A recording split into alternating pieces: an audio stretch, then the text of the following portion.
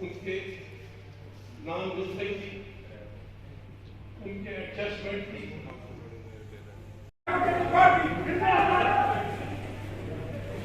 All J and K peoples democratic party, all J and K peoples democratic party,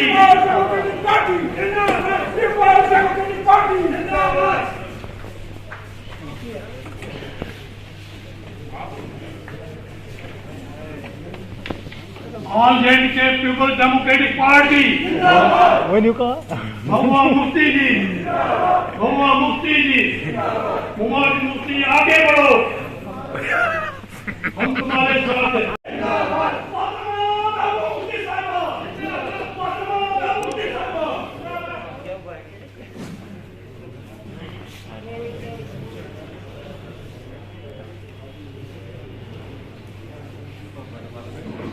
राड़ो यश मैं आपसे था इज्जत माफ मेहमान खुसूसी आपके कदर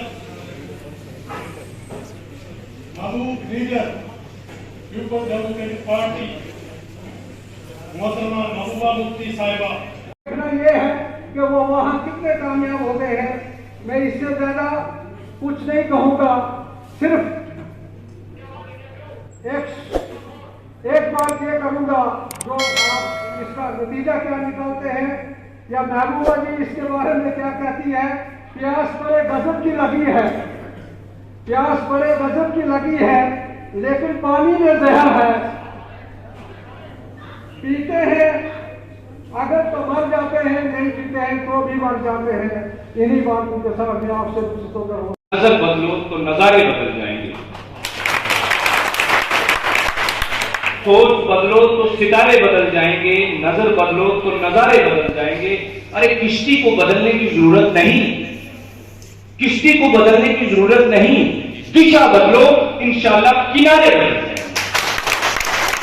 तो आपकी इनकलाबी सरजमीन डोडा की सरजमीन पे हम सब की कायद मोहतरमा महबूबा मुफ्ती साहिबा और उनके साथ पार्टी के आला लीडरान मजलिस, मेरी तरफ से आप सबको अस्सलाम वालेकुम वरहमतुल्लाहि व बरकातुहू व आदाब। तो दिल में बुरा मानो, हम इतने कमजोर तो नहीं कि अपनी आवाज भी बुलंद ना कर पाए। लिहाजा मेरी आपसे गुजारिश है कि यह लड़ाई पूरी रियासत की लड़ाई है। मैं रियासत बार बार इसलिए कह रहा हूं कि पीडीपी ने यूपी को आज भी तस्लीम नहीं किया। आज भी हम रियासत जम्मू और कश्मीर को रियासत जम्मू और कश्मीर ही कहते हैं। और मेरी आपसे भी गुजारिश है, अब यूपी ना लिखा करें, अब जहां भी लिखे रियासत जम्मू और कश्मीर लिखे। अभी मैं बहुत वक्त नहीं लूंगा आपका, बहुत बहुत शुक्रिया। मैं यहाँ सुन ले, महाराष्ट्र सुन ले, अरे दिल्ली सुन ले, हम लेंगे लेंगे, हम लेंगे लेंगे। ये आन हमारी, ये शान हमारी, ये जान हमारी, इज्जत हमारी, ताकत हमारी, रोजगार हमारा, रोजगार हमारा, रोजगार हमारा, इकोनॉमी हमारी, इकोनॉमी हमारी, रियासत हमारी, रियासत हमारी, आईन हमारा, आईन हमारा। हम लेंगे लेंगे, हम लेंगे लेंगे, हम लेंगे लेंगे। अब बोलो पीडीपी पीडीपी, ठीक है? आवाज थोड़ी जज्बात से बोलो ना। अगर जुल्म यहाँ पे हो रहा है, फिर वो जुल्म आपके मुंह से निकलना चाहिए ना, आपकी जबान तो बोलनी चाहिए ना जुल्म हो रहा है। अदरवाइज खामोशी से कुछ होने वाला नहीं है। तकदीर जनाब भी बदलेगा, जरूर बदलेगा इंशाअल्लाह रहमान। ये जान हमारी पीढ़ी, ये जान हमारी, ये शान हमारी, ये आन हमारी, ये कान हमारी, दर्जन हमारी, इज्जत हमारी, ताकत हमारी, ताकत हमारी। तेरा दोस्त से बोलो, तेरा हाथ बजा के, तेरा हाथ बजा के, तेरा हाथ बजा के, हिम्मत से बोलो, ताकत से बोलो, जुर्रत से बोलो, जुर्रत से बोलो।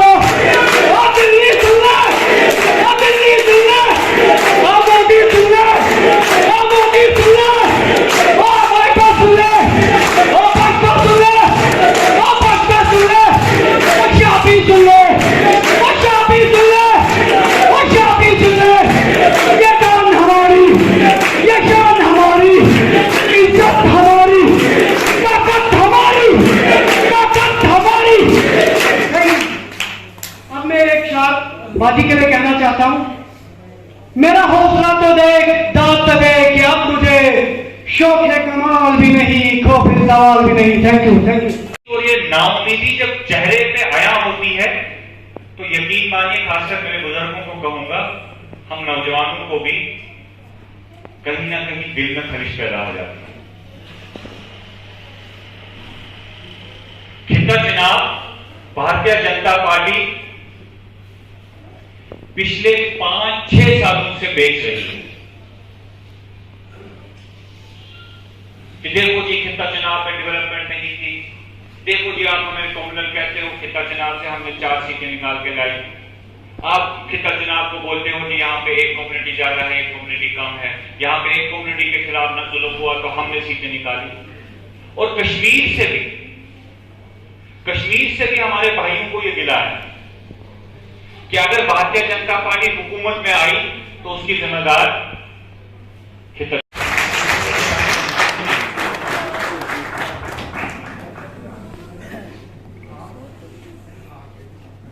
हमारी पार्टी के जनरल सेक्रेटरी सरदार रहीम साहब, फिरदौस स्टाफ साहब, एडवोकेट नासिर साहब, एजाज साहब, शहाबुल हक साहब, नजमुल साकिब, हमारे यहाँ के डिस्ट्रिक्ट प्रेसिडेंट हफीज साहब, तालिब साहब, अब्दुल रहमान कश्मीरी साहब, रियाज हुसैन साहब, तारिक साहब, अनीता ठाकुर जी, परवीना अख्तर साहिबा, निगम चौधरी जी, तालिब हुसैन साहब, फारूक अहमद साहब, रशीद जरगर साहब, मोहम्मद इकबाल साहब और जितने भी यहाँ बुजुर्ग, खासकर मुझे जवानों की तादाद यहाँ ज्यादा नजर आ रही है, और हमारी बहनें, सबको मेरी तरफ से सलाम, मेरी तरफ से आदाब। आप सब थोड़ा हट जाइए सामने से ना, सब थोड़ा हट जाइए, हट जाइए।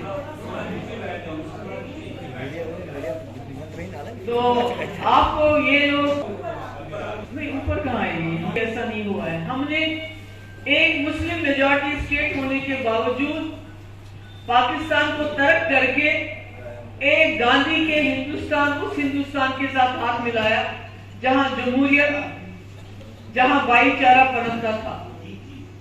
हम एक मुस्लिम मेजॉरिटी स्टेट थे, तमाम हिंदुओं ने ज्यादातर फैसला किया हम हिंदुस्तान के साथ जाएंगे, मुसलमानों ने फैसला किया हम पाकिस्तान के साथ जाएंगे, तो हमको भी फिर एक हिसाब से वही जाना था। मगर हमने फैसला किया नहीं, हम गांधी के हिंदुस्तान से मिलेंगे, नेहरू के हिंदुस्तान से मिलेंगे, अबू कलाम आजाद के हिंदुस्तान से मिलेंगे, भगत सिंह के हिंदुस्तान से मिलेंगे, बाबा आम्बेडकर के हिंदुस्तान से मिलेंगे। मगर हमें ये मालूम नहीं था कि एक दिन बीजेपी इसको गोडसे का हिंदुस्तान बनाएगी। ये हमने कभी सोचा नहीं था कि हमारे साथ जो वादे, जो शर्तें, जिन शर्तों पे हमने इतने बड़े मुल्क के साथ हाथ मिलाया, एक वक्त ऐसा आएगा कि जब गोडसे की सरकार यहां बनेगी तो वो हमसे हमारा हक, हमारी इज्जत, हमारा तशख्खुस, हमारी शिनाख्त सब छीन लेंगे।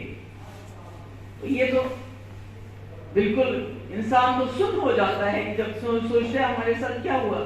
जब मैं रात को सोती हूँ तो जब मुझे याद आता है तो एकदम दिल दहल जाता है, सो जाती हूँ। फिर जब सवेरे उठती हूँ तो अपने आप को समझाती हूँ कि अगर हम खामोश हो गए, अगर हम चुप रहेंगे तो ये लोग हमारा वजूद मिटा देंगे। ये मैं बात में आप जवानों से बताना चाहती हूँ। मैं आपसे खुदा ना खासा कोई जंग लड़ने के लिए नहीं कह रही हूँ कि आप हथियार उठाओ, पत्थर उठाओ, नहीं, उससे तो कुछ होने वाला नहीं है। इनको तो बहाना मिलेगा पिटाई करने का उससे, मगर कदमे, दिल में, शखने, जबान से आपको सोचना है कि जो हमारा तशख्खुस 370 कोई खाली हमारे तशख्खुस की निशानी नहीं था, बल्कि हमारी जमीन, हमारा जायदाद, हमारे मिनरल्स, हमारे वसाइल, हमारी नौकरियां, हमारे बच्चों का मुस्तकबिल, सबका वो पहरेदार था। एक झटके में ये सब हमसे छीन के ले गए। और कैसे लिया? डाका डाल के ले गए।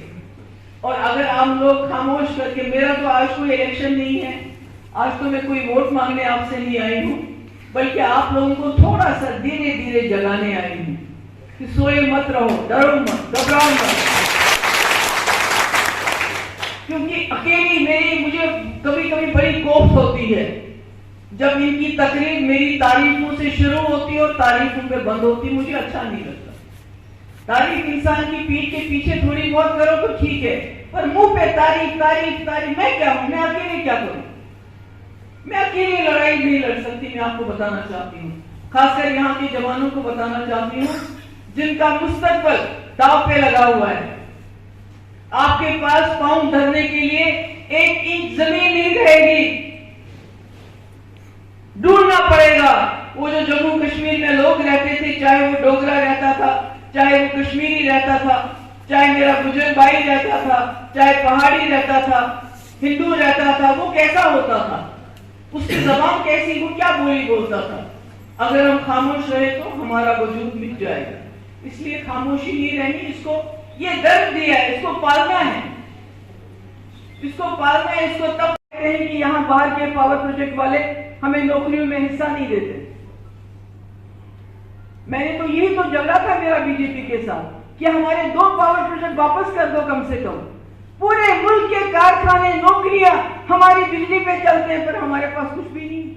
इससे बड़ा जुल्म क्या हो सकता है कि हमारा पानी, हमारी बिजली, उससे कारखाने चलते हैं, वहां उनको रोजगार मिलता है, हमारे बच्चों को यहाँ इस जगह पे रहते हुए भी चराग तरह अंधेरा है। तो बड़ी नाइंसाफी है हमारे साथ। उनके साथ भी लड़ना है, मगर सबसे ज्यादा जो आज मैं आई हूं यही कि क्या आप मेरी आवाज के साथ आवाज मिलाओगे? डरोगे तो नहीं? आपके साथ कुछ नहीं होगा, ज्यादा से ज्यादा मुझे अंदर कर देंगे, मगर मेरी आवाज बन के आप लोगों को जिंदा रहना है, खड़ा रहना है। मैं आज हूं, कल रहूं न रहूं, मगर आपके ये जो छोटे छोटे बच्चे हैं, जो जवान हैं, इनका मुस्तकबल, इनकी शिनाख्त, क्योंकि मैंने बार बार कहा हमने गोडसे के हिंदुस्तान के साथ हाथ नहीं मिलाया है, हमने गांधी और नेहरू के हिंदुस्तान के साथ हाथ मिलाया है। अगर इसको गोडसे का हिंदुस्तान बनाएंगे तो हमें भी सोचना पड़ेगा। ये मैं उनको दिल्ली वालों को आज बताना चाहती हूँ।